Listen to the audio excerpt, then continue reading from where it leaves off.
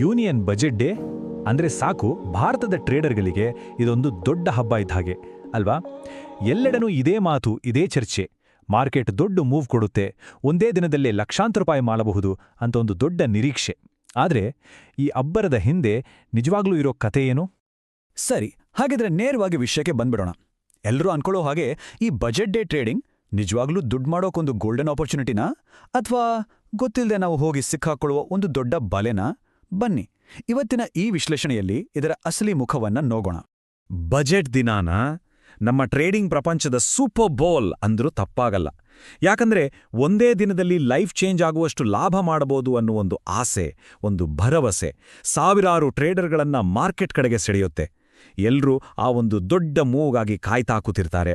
ಹೌದು, ಈ ದಿನಕ್ಕೆ ಇಷ್ಟೊಂದು ಕ್ರೇಜ್ ಇರೋದಕ್ಕೆ ಕಾರಣನೇ ಇದು. ಸರ್ಕಾರದಿಂದ ಬರೋ ಪ್ರತಿಯೊಂದು ಅನೌನ್ಸ್ಮೆಂಟ್ಗೂ ಮಾರ್ಕೆಟ್ ತಕ್ಷಣ ರಿಯಾಕ್ಟ್ ಮಾಡುತ್ತೆ. ಅಂದ್ರೆ ಒಂದು ಸೆಕೆಂಡ್ನಲ್ಲಿ ಮೇಲೆ, ಇನ್ನೊಂದು ಸೆಕೆಂಡ್ನಲ್ಲಿ ಕೆಳಗೆ. ಟ್ಯಾಕ್ಸ್ ಚೇಂಜ್ ಆಗಿರ್ಬೋದು, ಹೊಸ ಸ್ಕೀಮ್ ಇರ್ಬೋದು, ಪ್ರತಿಯೊಂದು ನ್ಯೂಸ್ಗೂ ಮಾರ್ಕೆಟ್ ಕುಣಿದು ಕುಪ್ಪಳಿಸುತ್ತೆ. ಇದೇ ಬೇಗ ದುಡ್ಡು ಮಾಡಬಹುದು ಅನ್ನೋ ಒಂದು ಭ್ರಮೆಯನ್ನ ನಮ್ಮ ತಲೆಯಲ್ಲಿ ತುಂಬುತ್ತೆ. ಸರಿ, ಇಲ್ಲಿಯವರೆಗೆ ಆಕರ್ಷಣೆ ಬಗ್ಗೆ ಮಾತಾಡಿದ್ವಿ. ಈಗ ಆ ಭ್ರಮೆಯನ್ನ ಸ್ವಲ್ಪ ಪಕ್ಕಕ್ಕಿಟ್ಟು ರಿಯಾಲಿಟಿ ನೋಡೋಣ. ಯಾಕಂದ್ರೆ ಈ ಒಂದು ದಿನ ಮಾರ್ಕೆಟ್ ನಡೆಯೋದು ಚಾರ್ಟ್ಗಳಿಂದ ಅಲ್ಲ, ಬದಲಾಗಿ ನ್ಯೂಸ್ನಿಂದ. ಅಂದ್ರೆ ನೀವು ದಿನಾಲೂ ಬಳಸೋ ನಿಮ್ಮ ಟೆಕ್ನಿಕಲ್ ಅನಾಲಿಸಿಸ್, ಇಂಡಿಕೇಟರ್ಸ್ ಯಾವುದೂ ಇಲ್ಲಿ ಅಷ್ಟಾಗಿ ಕೆಲ್ಸಕ್ಕೆ ಬರೋದಿಲ್ಲ. ನೋಡಿ, ಈ ದಿನದ ಅಪಾಯಗಳೇನು ಅಂತ. ಒಂದು, ಬೆಲೆಗಳು ಎಷ್ಟು ಹಿಂಸಾತ್ಮಕವಾಗಿ, ಎಷ್ಟು ಸ್ಪೀಡಾಗಿ ಚಲಿಸ್ತಾವೆ ಅಂದ್ರೆ ನೀವು ಯೋಚನೆ ಮಾಡುವಷ್ಟರಲ್ಲಿ ಗೇಮ್ ಓವರ್. 2, ಅಸಾಮಾನ್ಯವಾಗಿ ದೊಡ್ಡ ದೊಡ್ಡ ಕ್ಯಾಂಡಲ್ಗಳು ನಿಮ್ಮ ಸ್ಟಾಪ್ ಲಾಸ್ಗಳನ್ನ ಸುಲಭವಾಗಿ ತಿಂದಾಕುತ್ತೆ.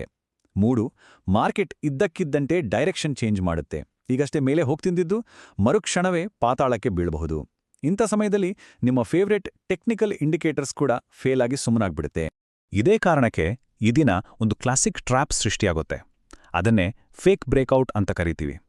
ಅಂದ್ರೆ ಬ್ರೇಕ್ಔಟ್ ಆಗಿದೆ ಅಂತ ಅನ್ಸುತ್ತೆ, ಆದರೆ ಅದು ಸುಳ್ಳು. ಇದು ಬಜೆಟ್ ದಿನದಂದು ಅತಿ ಕಾಮನ್ ಆಗಿ ನಡೆಯುವಂಥದ್ದು, ಮತ್ತು ಅತಿ ಹೆಚ್ಚು ಜನರ ದುಡ್ಡನ್ನ ಮುಳುಗ್ಸೋದು ಇದೇ ಟ್ರ್ಯಾಪ್. ಹಾಗಿದ್ರೆ ಈ ಬಲೆ ಹೇಗೆ ಕೆಲಸ ಮಾಡುತ್ತೆ ನೋಡಿ. ಮೊದಲಿಗೆ ಮಾರ್ಕೆಟ್ ಒಂದು ಇಂಪಾರ್ಟೆಂಟ್ ಲೆವೆಲ್ನ ಬ್ರೇಕ್ ಮಾಡುತ್ತೆ. ಇದನ್ನು ನೋಡಿದ ತಕ್ಷಣ ರಿಟೇಲ್ ಟ್ರೇಡರ್ಗಳು ಬ್ರೇಕ್ಔಟ್ ಆಯ್ತು, ಇನ್ನೇನಿದ್ರೂ ಮಾರ್ಕೆಟ್ ಮೇಲೆ ಹೋಗುತ್ತೆ ಅಂತ ಬೈ ಮಾಡ್ತಾರೆ.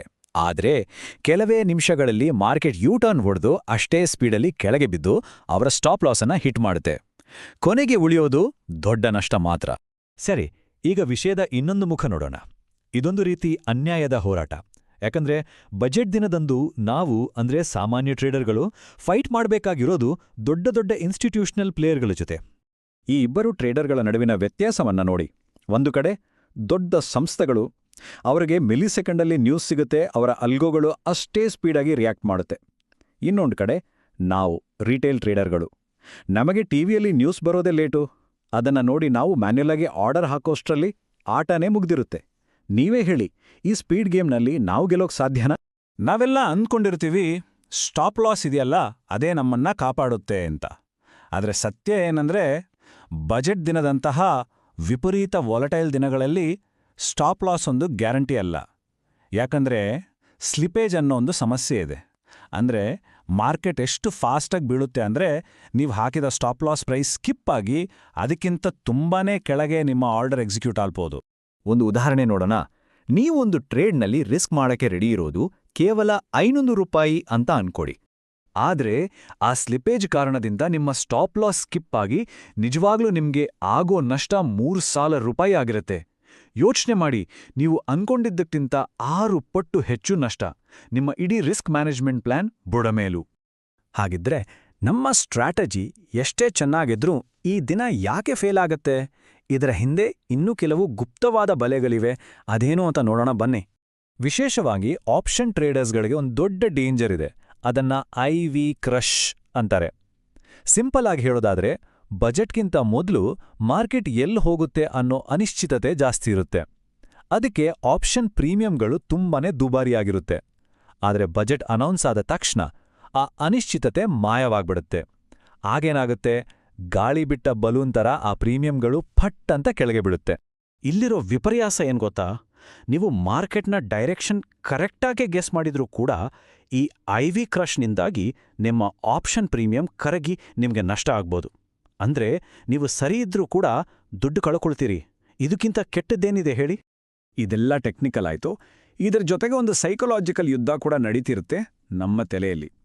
ಅಯ್ಯೋ, ದೊಡ್ಡ ಮೂವ್ ಮಿಸ್ ಮಾಡ್ಕೊಳ್ತೀನಲ್ಲ ಅನ್ನೋ ಫೋಮು, ಲಾಸ್ ಆದಾಗ ಸೇಡು ತೀರಿಸ್ಕೊಳ್ಳೋಕ್ಕೆ ಅಂತ ಮಾಡೋ ರಿವೆಂಜ್ ಟ್ರೇಡಿಂಗ್, ಆವೇಶದಲ್ಲಿ ದೊಡ್ಡ ದೊಡ್ಡ ಪೊಸಿಷನ್ ತೆಗೆದುಕೊಳ್ಳೋದು, ಈ ಎಲ್ಲ ಇಮೋಷನ್ ಸೇರಿ ನಾವು ಕಷ್ಟಪಟ್ಟು ಕಲ್ತಿರೋ ಡಿಸಿಪ್ಲಿನನ್ನು ಒಂದೇ ದಿನದಲ್ಲಿ ಹಾಳು ಮಾಡಿಬಿಡುತ್ತೆ. ಒಂದು ವಿಷಯ ನೆನ್ಪಿನಲ್ಲಿಡಿ, ಈ ಒಂದೇ ಒಂದು ದಿನದ ಭಾವನಾತ್ಮಕ ಟ್ರೇಡಿಂಗ್ ನೀವು ವಾರಗಟ್ಲೆ ತಿಂಗ್ಳುಗಟ್ಲೆ ಕಷ್ಟಪಟ್ಟು ಸಂಪಾದಿಸಿದ ಲಾಭವನ್ನ ಒಂದೇ ಏಟಿಗೆ ಇಲ್ಲವಾಗಿಸ್ಬೋದು. ಆ ಒಂದು ದಿನದ ನಷ್ಟ ನಿಮ್ಮ ಇಡೀ ತಿಂಗಳ ಗಳಿಕೆಗಿಂತ ದೊಡ್ಡದಾಗಿರುತ್ತೆ. ಹಾಗಿದ್ರೆ ಇಷ್ಟೆಲ್ಲ ಅಪಾಯಗಳಿರುವಾಗ ಸ್ಮಾರ್ಟ್ ಟ್ರೇಡರ್ಗಳು ಏನ್ಮಾಡ್ತಾರೆ? ಪರಿಹಾರ ಏನು? ಬನ್ನಿ, ವೃತ್ತಿಪರರ ಪ್ಲೇಬುಕ್ ಹೇಗಿರುತ್ತೆ ಅಂತ ನೋಡೋಣ. ಕೆಲವೊಮ್ಮೆ ಆಟ ಆಡದೇ ಇರುವುದೇ ಅತಿ ದೊಡ್ಡ ಸ್ಟ್ರಾಟಜಿ ಆಗಿರುತ್ತೆ. ಅನುಭವಿ ಪ್ರೊಫೆಷನಲ್ ಟ್ರೇಡರ್ಗಳು ಏನ್ಮಾಡ್ತಾರೆ ಗೊತ್ತಾ? ಅವರು ಇಂಟ್ರಾಡೇ ಟ್ರೇಡ್ಗಳಿಂದ ಸಂಪೂರ್ಣವಾಗಿ ದೂರ ಇರ್ತಾರೆ. ಆಪ್ಷನ್ ಬೈಯಿಂಗ್ ರಿಸ್ಕ್ ಅಂತೂ ತಗೊಳ್ಳೋದೇ ಇಲ್ಲ. ಬದಲಾಗಿ ಅವರು ಸೈಡ್ಲೈನಲ್ಲಿ ಕೂತು ಮಾರ್ಕೆಟ್ ಹೇಗೆ ಆಡುತ್ತೆ ಅಂತ ಸುಮ್ಮನೆ ನೋಡ್ತಾರೆ. ಯಾಕಂದ್ರೆ ಅವ್ರಿಗೆ ಗೊತ್ತು, ಲಾಭ ಮಾಡೋಕ್ಕಿಂತ ಮುಖ್ಯ ನಮ್ಮ ಕ್ಯಾಪಿಟಲನ್ನು ರಕ್ಷಿಸ್ಕೊಳ್ಳೋದು ಅಂತ. ಮರುದಿನ ಎಲ್ಲ ಗೊಂದಲ ಮುಗಿದ ಮರೆ ಒಂದು ಕ್ಲಿಯರ್ ಟ್ರೆಂಡ್ ಸಿಕ್ಕಾಗ ಆರಾಮಾಗಿ ಟ್ರೇಡ್ ಮಾಡ್ತಾರೆ. ಒಂದು ಗೋಲ್ಡನ್ ರೂಲ್ ಇದೆ: ನೀವು ಪ್ರತಿದಿನ ಟ್ರೇಡ್ ಮಾಡೋದ್ರಿಂದ ಹಣ ಗಳಿಸಲ್ಲ, ನೀವು ಸರಿಯಾದ ದಿನಗಳಲ್ಲಿ ಟ್ರೇಡ್ ಮಾಡೋದ್ರಿಂದ ಹಣ ಗಳಿಸ್ತೀರು. ಇದನ್ನ ಯಾವಾಗ್ಲೂ ನೆನ್ಪಿಟ್ಕೊಳ್ಬೇಕು. ಹಾಗಾಗಿ ನಾವು ಅರ್ಥ ಮಾಡ್ಕೊಳ್ಬೇಕಾದ ಕೊನೆಯ ಮತ್ತು ಮುಖ್ಯವಾದ ವಿಷಯ ಏನಂದ್ರೆ, ಬಜೆಟ್ ದಿನ ಅನ್ನೋದು ಸಿಂಪಲ್ಲಾಗಿ ಹೇಳ್ಬೇಕಂದ್ರೆ ನಮ್ಮಂಥ ರಿಟೇಲ್ ಟ್ರೇಡರ್ಗಳ ದಿನ ಅಲ್ಲವೇ ಅಲ್ಲ. ಕೊನೆಯದಾಗಿ ನಾವೆಲ್ಲರೂ ನಮಗೆ ನಾವೇ ಕೇಳ್ಕೊಳ್ಬೇಕಾದ ಒಂದು ಪ್ರಶ್ನೆ: ಕೇವಲ ಒಂದು ದಿನದ ಎಕ್ಸೈಟ್ಮೆಂಟ್ಗಾಗಿ ತಿಂಗಳುಗಟ್ಲೆ ಕಷ್ಟಪಟ್ಟು ಗಳಿಸಿದ ಲಾಭವನ್ನ, ನಮ್ಮ ಪ್ರೋಗ್ರೆಸ್ ಅನ್ನ ರಿಸ್ಕ್ ಮಾಡೋದು ಸರಿನಾ? ನಿಜವಾಗ್ಲೂ ಇದು ಯೋಗ್ಯವಾ?